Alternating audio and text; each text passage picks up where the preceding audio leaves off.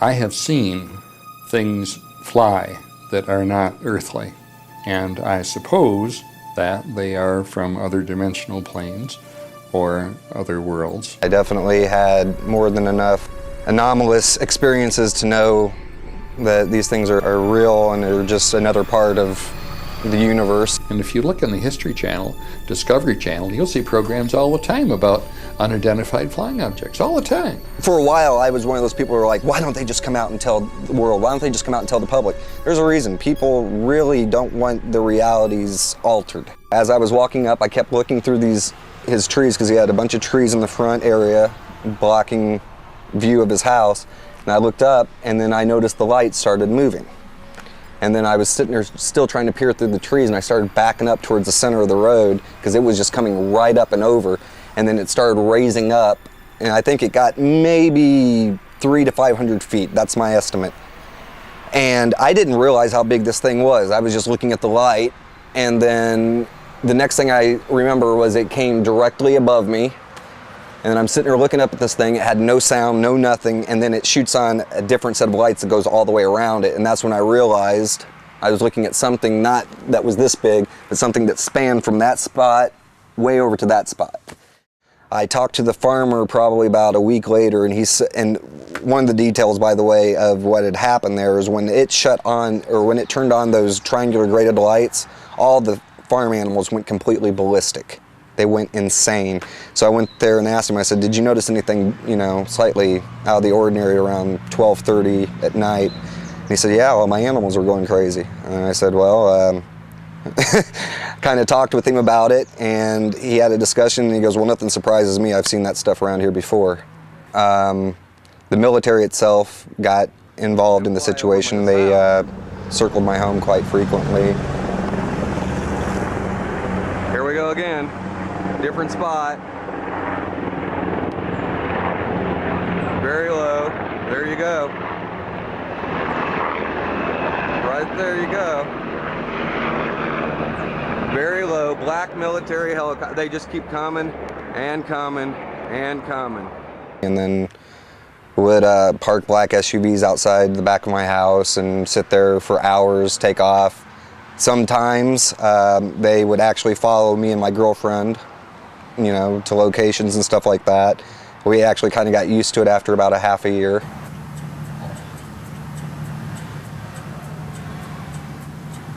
I want you to see how close these two are getting to each other.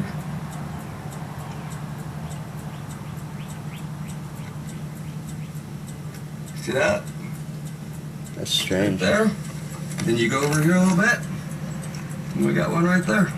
And Stephen Greer brought 20 witnesses that testified before the National Press Club and said, we will go before a joint session of Congress and we will make public full disclosure on UFOs. We will tell you everything about them. We have movies, we have films, we have all the available evidence to prove to you that they exist and so on.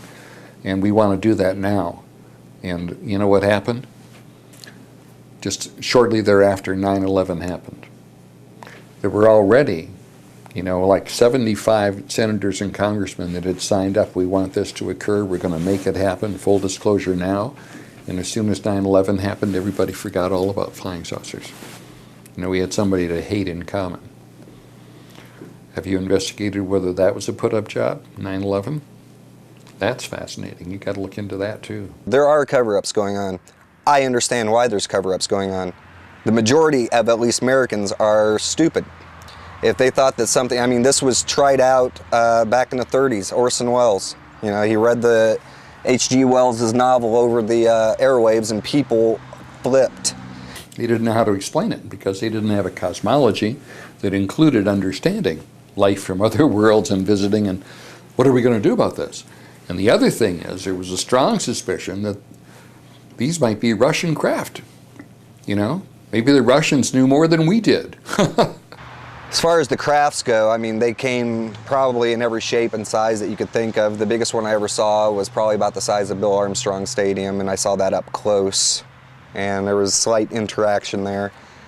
And then many of the other ones, the footage itself tells a story. Stuff would pop up, or we would go out on the highway which I always thought was really strange because what we had tried to do is go from the highway to get to another remote location, but they would show up right on the highway. It's going straight for it, too. Everything you love about regular Dew. Great new taste and no calories. So once again, Club Super Fun. They don't get it. He's moving laterally, dude. Not just diet. Oh my it's how God. He's moving laterally, just sideways. Taste of Diet Mountain Okay, Dew. this Buy thing 4 that's over to 12 the packs of right, Mountain Dew something went brand, right underneath including of at least it. one 12-pack of Diet Mountain Dew and get $5 back by That's mail. no Offer helicopter. valid through March 20th. Look And there's all kinds of plans that have been made to scare the hell out of the public, you know, and to create an artificial war to make us fear people out there.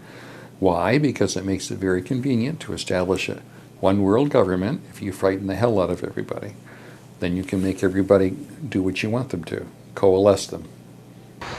You got to think about the type of technology that they have that can take them from point A to point B millions of light years away. We're still doing it on jet propulsion.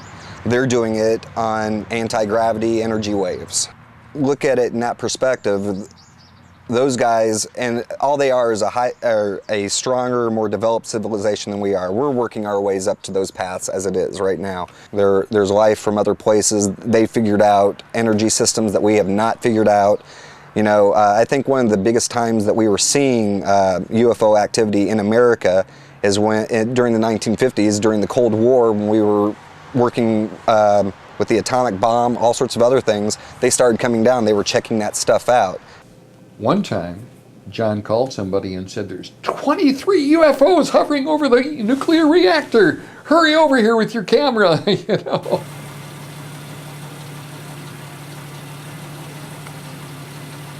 Something that just zipped by. I don't know what that was.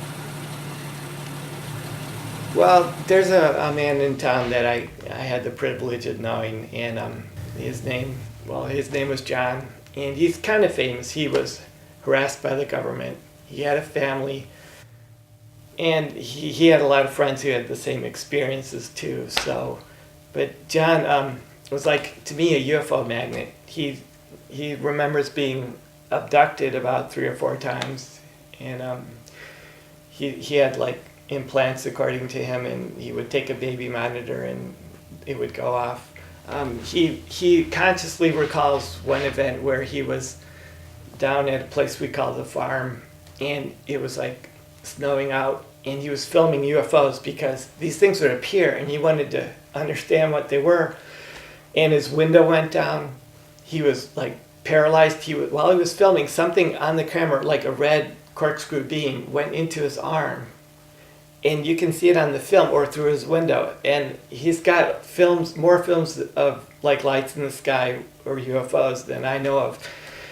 And he was taken up and into a craft and put on a table and examined by about 4 little grays and then taller beings that kind of had more insect-looking appearance, and they were stronger. And when he was hyperventilating and feeling like he was, you know, one of the grays put their hands over his head and calmed him down, and he survived it. He describes like the light technology and how they turned him and what they did, and he got back home and his wife didn't know where he was, and I think it was like Christmas Eve or something, and 4 hours later, and he didn't know where he'd been, and he looked in the mirror and somehow he saw like his eyes with alien eyes, little black things. And it kind of triggered it when he looked in the mirror, and it just came back to him in a flood. Abductions or abductees will say that they come down, they put implants in, they do this and that. What is it that we do anytime we're trying to understand one of the species on our Earth? We go down there, we tag them, we watch their natural habitat, you know, watch them interact in their natural habitat. They learn things. They don't, you know, we don't really hurt any of the things that involve that we are trying to study. We just watch them do their natural thing, and we keep an eye on them. There's so many mysteries about our past, like the pyramids or the missing link, and what do people actually see in the sky sometimes or film.